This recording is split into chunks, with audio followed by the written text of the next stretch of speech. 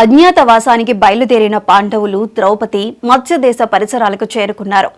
మరికొంతసేపటికి విరాట రాజ్యం ముఖ్య నగరం, అందులోని రాజసౌధాలు, ఇతర భవనాలు వారికి కనిపించాయి.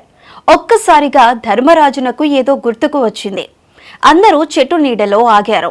మనం గడపబోయే అజ్ఞాతవాసంలో ఈ ఆయుధాలు మనల్ని బట్టబయలు చేస్తాయి. అర్జునుని వైపు చూసి, మన ఆయుధాలన్నీ ఒక ఎత్తు, గాంధీవం కోదండం ఒక్కటే ఒక ఎత్తు, దానిని ఎవరైనా గుర్తించగలరు.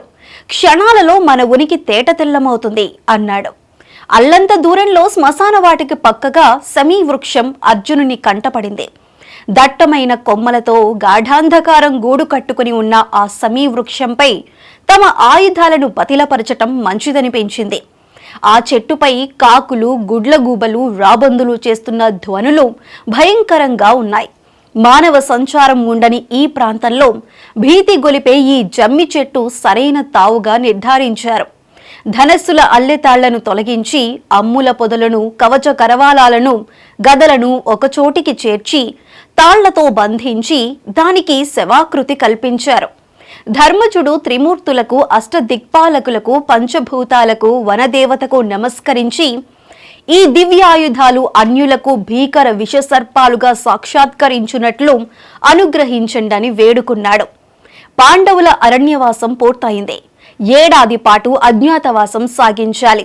అప్పుడు కాని జూదంలో ఓడిన పాండవులకు విముక్తి లేదు. ధర్మరాజు విషాద ధోరణిలో గతాన్ని నెమరువేసుకుంటూ ఉండగా ధౌమ్య మహర్షి వారిని ఓదార్చాడు.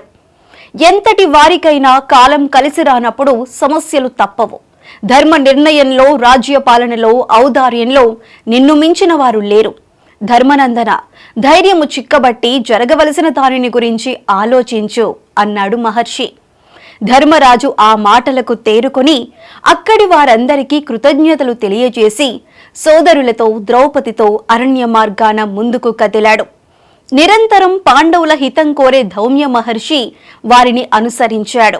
ఒక చెట్టు నీడలో విశ్రమించి ఆ రాత్రి అక్కడే గడిపారు.